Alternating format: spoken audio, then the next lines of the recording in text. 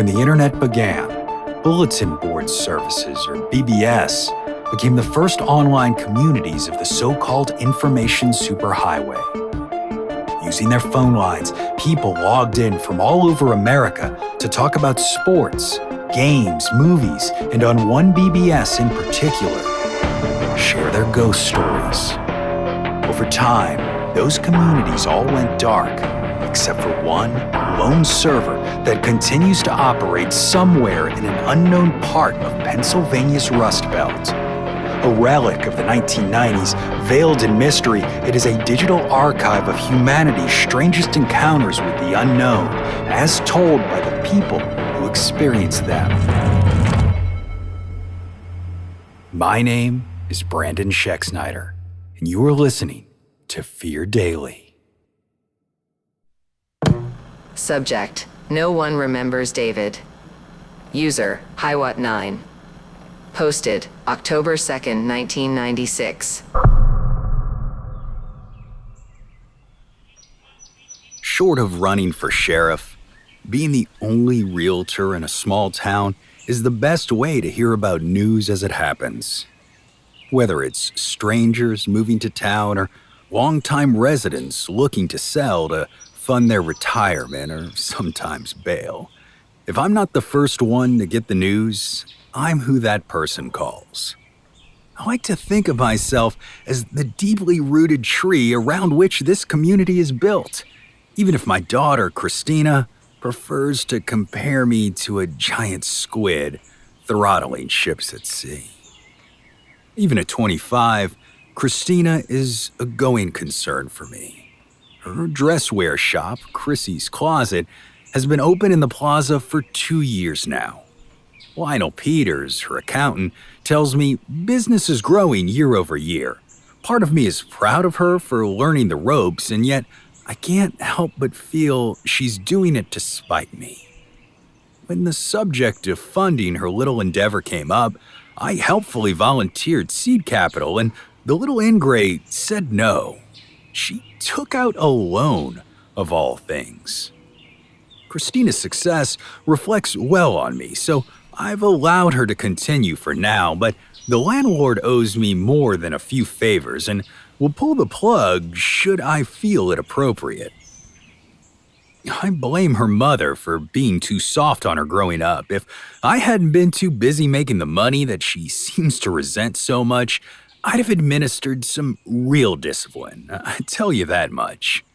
God help me if she ever starts seriously dating. I shudder to think what kind of soft-headed limp-dick liberal she'll be parading around this town with in an attempt to embarrass this family.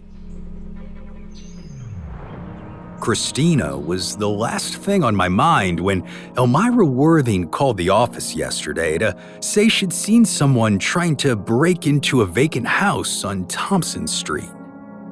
Elmira was an old gossip who'd lived in the same house almost her whole life. She knew everyone who belonged on Thompson, and according to her, the young man kicking at the front door was not one of them. I declined her offer to contact the sheriff, saying I would handle it myself.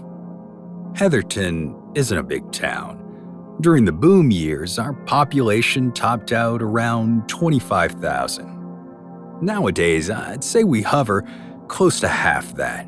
More in the summer, particularly during Heather Harmony, our week-long folk music festival. Double H brings in a good 3,000 people. Most of them goddamn hippies, but since they're here to spend money, I abide it. The red-faced young fellow wrenching on the front door of the empty Coburn house with his curly brown hair and brown university sweatshirt looked like one of them. Christ knows what he was doing here in the off-season. He didn't look like much of a threat, so I left my Glock in the glove compartment and got out of the car. "Excuse me, can I help you?" I shouted up the walkway at him. He turned, and the second he saw me, relief flooded his face. "Oh, thank God, Mr. Richmond. Mr. Richmond, I don't know what's going on, but someone's changed my locks." He pointed to a silver key half jammed into the lock, below which a full keyring hung. "Son, I don't know who you are, but this house belongs to the Coburn family and it's for sale." I pointed to the far side of the lawn where a Richmond Realty sign, complete with my smiling face, had been hammered into the earth. He laughed at that, a sort of fruity, nervous giggle that annoyed me beyond words. "Come on, Mr. Richmond. I know we don't get along, but this is over the line. It was Chrissy's choice to move in. I didn't make her. We love each other very much. Even if you don't like me, you have to respect her wishes." It was a good thing I'd left the gun in the car, because this yuppie pervert saying my little girl's name was a shooting offense as far as I was concerned. I raised a finger in warning. "Mister, you keep my daughter's name out of your mouth, understand? She sure as shit wouldn't consort with the likes of you. And as for this house, it belonged to old Ben Coburn up until he passed last year. It was his kids put it up for sale. If you want to buy it, you make an offer like anyone else, but I'll tell you right now, the Coburns aren't too fond of your kind either." If his face had been red before, it was practically purple now as the young man screamed, "You sold me the house, you redneck motherfucker! What is wrong with you?" From behind me, a screen door slammed shut, followed by a deep voice. "We have a problem here, Noah?" I turned to see Earl Higgins, Elmira's neighbor, standing on his stoop, shotgun held loosely at the waist. He was still wearing his grease-streaked work coveralls. "I don't know, Earl. I think you should ask our young friend here." Seeing the shotgun had smartened him up quick, his face going from purple to white in an instant. He put his hands up. "Mr. Higgins, please, it's me, David Penrose. I've lived across from you for 8 months. In December, when the pipes under my kitchen froze, you showed me how to thaw them. Just a week ago, Chrissy and I had you over for dinner. Your wife's name was Catherine. She passed from ovarian cancer 2 years ago. You still have her wedding dress and a cedar chest upstairs. Don't do this to me, Mr. Higgins." Earl's face softened, the hand on the shotgun's barrel letting go so that it pointed limply at the ground. He squinted as if he was trying to remember something. Finally, he shook his head softly. "Son, I don't know you. You're right in the things you say, but no one's lived in old Ben's house since he passed. Now, you seem like a nice boy. Why don't you move along? Keep shouting like that and making accusations.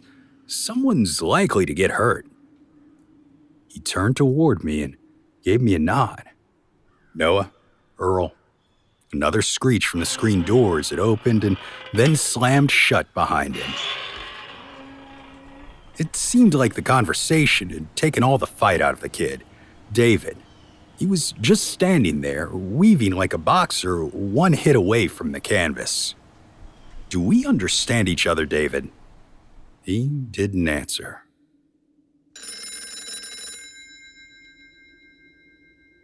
Later that night, I was getting ready for bed when the phone rang. My caller ID box said it was Christina, so I sat on my bed and picked up the receiver. "Hey, Chrissy. Hey, Dad, I didn't wake you up, did I?" No, not at all. What's on your mind?" Silence. "Chrissy? Dad, did you talk to someone named David today?"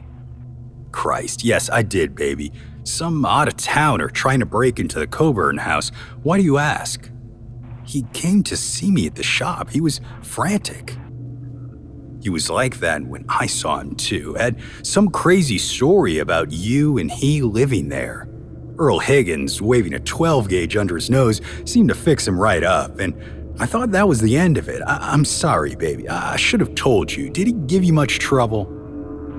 "Only a little. He was a mess when he came in, then calmed right down when he saw me. He tried to hug me, which was weird, but he must have seen how scared I was because he backed right off. He asked if I remembered him." "And did you?" "Not at all.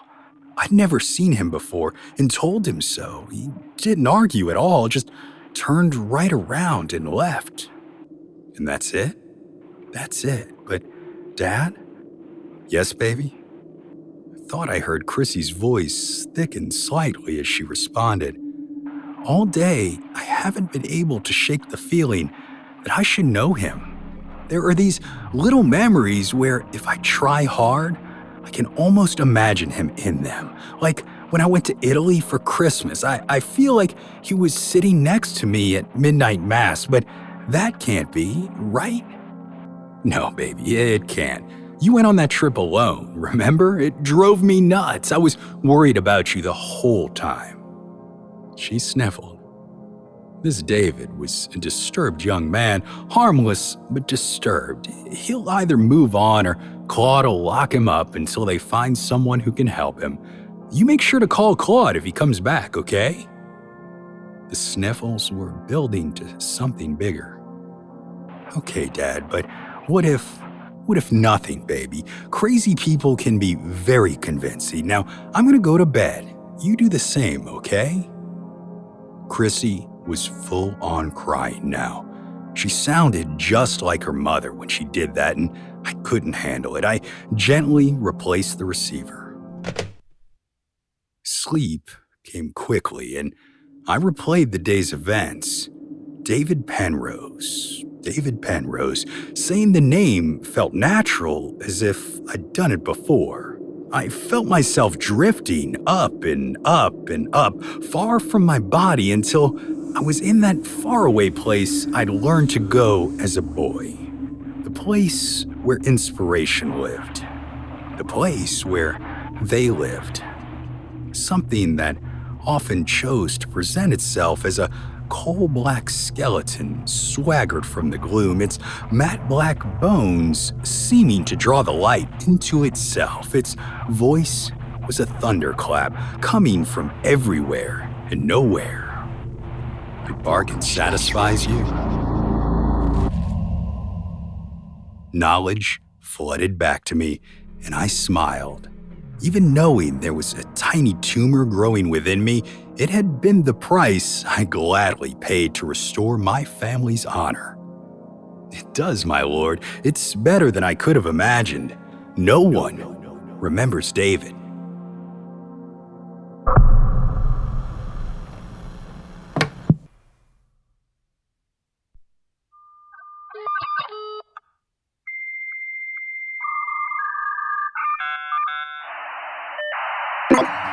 Subject, come and see.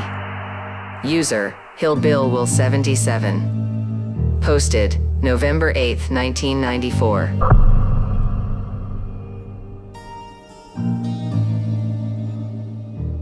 In 1986, my family relocated to Danville, Kentucky, near Perryville.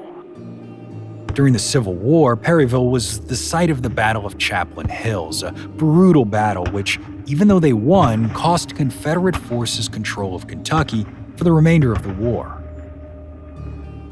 The wounded from that conflict were sent to military hospitals in Danville, and I later learned those hospitals were eventually bulldozed to build suburban houses, including the one we moved into. Strange things started happening immediately after we arrived. Muffled footsteps echoing through the attic, inexplicable cold spots, objects falling down for no apparent reason, and peculiar distortions in photographs. We're not a religious family, so we tried to rationalize what we were experiencing, but the longer we were there, the more difficult the supernatural nature became to ignore. My older sister Danielle was in college at the time, and so was given a room on the left spire of the house where she could sleep on the occasion she came home from school.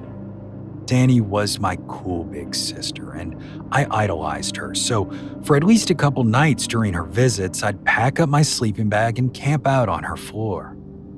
Now that I'm a little bit older, I realize I probably made it tough for her if she had wanted to bring boys home, but I was a kid and that was the furthest thing from my mind. I just wanted to hang out with my big sis. The only problem with Danielle's room was that it sometimes got cold, and I mean bitterly cold, even on her summer break visits. I remember going in there one time to find her reading a book in bed, shivering, despite wearing 2 to 3 pairs each of sweatpants, sweatshirts, and socks, plus a pair of mittens. I planned to sleep over, but she told me not to. It was the first time she'd done that, and I was a little hurt, but I did as she said and went back to my room.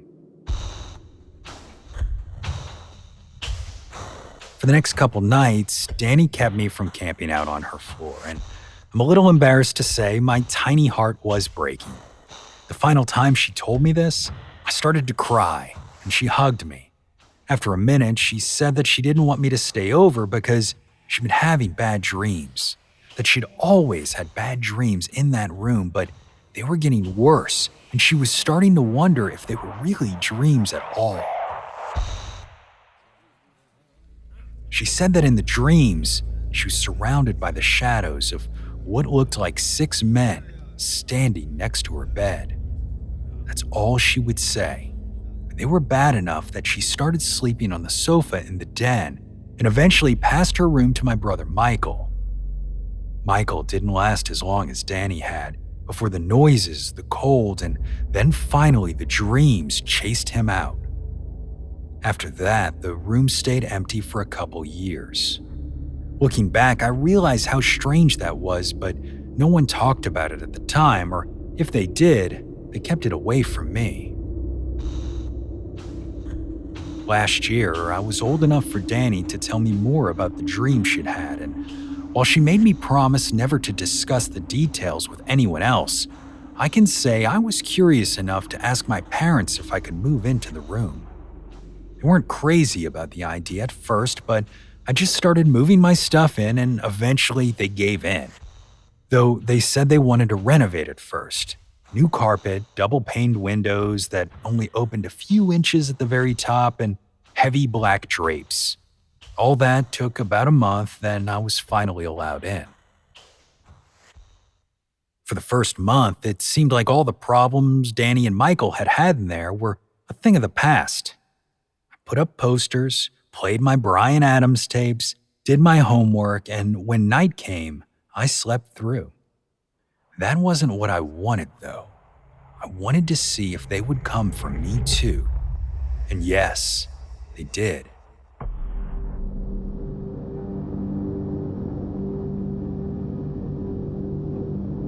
The cold came first, biting and awful. I was impressed Danny had made it as far as she did because it was a challenge for me to stick it out. No matter how many clothes I wore to bed or how high I pulled the blankets, I couldn't shake the chill seeping into my bones. It was in January that the shadows arrived. I awoke in what had to be the middle of the night to find them standing around me. 6 figures, just the way Danny had said, and they vanished almost as quickly as they'd come. But over the next week, each visitation lasted longer, until, on the 8th day, one spoke to me. Not loud, you understand, but I heard it in my mind, just the way Danny told me I would. It said, "Come and see." An instant later, I found myself in a burning hallway. There was smoke everywhere, and through the haze, I could make out flames. I couldn't feel the heat or smell the smoke. It was as if I was observing it all from a distance, while also being right inside it. It's difficult to explain. There were also 2 young men there, and they weren't so lucky. I watched in horror as they retched on smoke, desperately beating on the wall. They were trapped.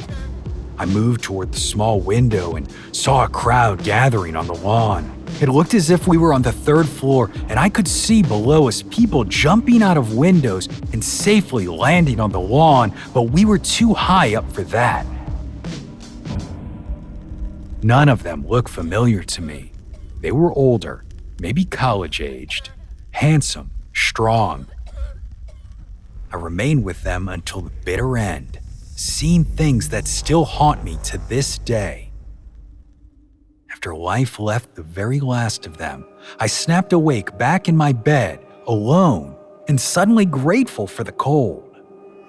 Danny had warned me that the dreams would be different every time the men arrived, that her experiences would not be mine, but that each one always ended the same way.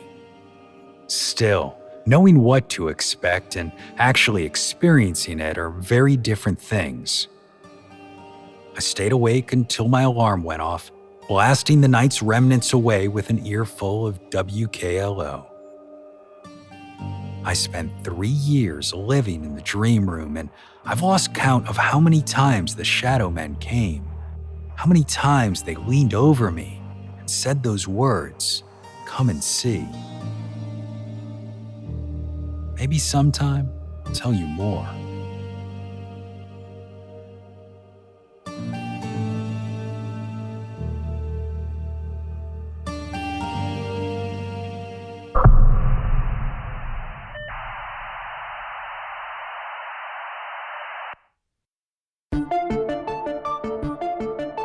Fear Daily is an independent podcast hosted by Brandon Schexnayder and written by Brennan Storr, with Joanna Smith serving as the consulting editor, audio production by Rachel Boyd, and sound design by Southern Gothic Media.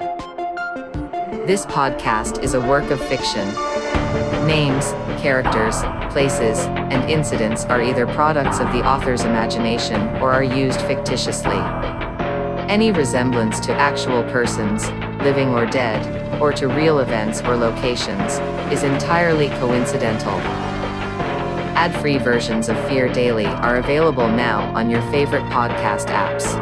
For more information, visit feardaily.com. But move fast, before the server goes offline.